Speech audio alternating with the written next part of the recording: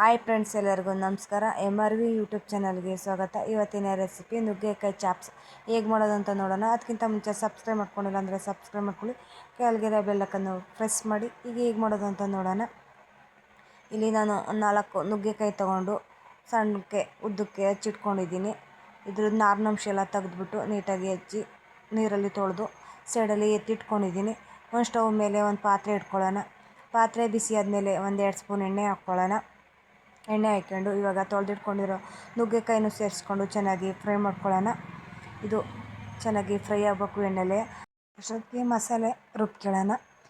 ಇಲ್ಲಿ 1 ಗೆಡ್ಡೆ ಬೆಳ್ಳುಳ್ಳಿ, ಒಂದು ಅರ್ಧ ಸ್ಪೂನು ಮೆಣಸು ಪುಡಿ, 1 ಪೀಸು ಶುಂಠಿ, ಒಂದು 4 ಹಸಿಮೆಣ್ಸಿನ್ಕಾಯಿ, ಕೊತ್ತಂಬರಿ ಸೊಪ್ಪು, ಕಾಯಿ ಎಲ್ಲನೂ ಸೇರಿಸಿ ಮಿಕ್ಸಿ ಜಾರಿಗೆ ಸೇರಿಸ್ಕೊಳ್ಳೋಣ.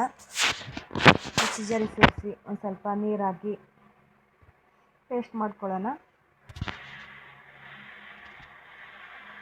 ಈಗ ಇದು ಪೇಸ್ಟ್ ಆಗಿದೆ.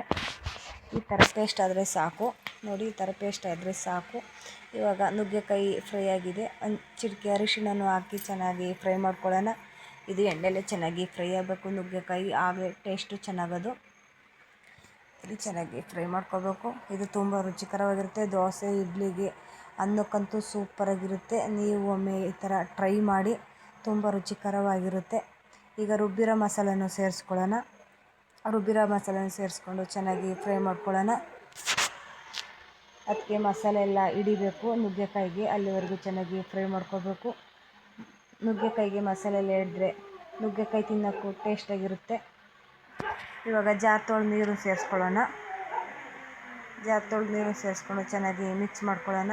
ಇವಾಗ ರುಚಿಗೆ ತಕ್ಕಷ್ಟು ಉಪ್ಪು ಸೇರಿಸಿ ಒಂದು ಸಲ ಮಿಕ್ಸ್ ಮಾಡಿಕೊಂಡು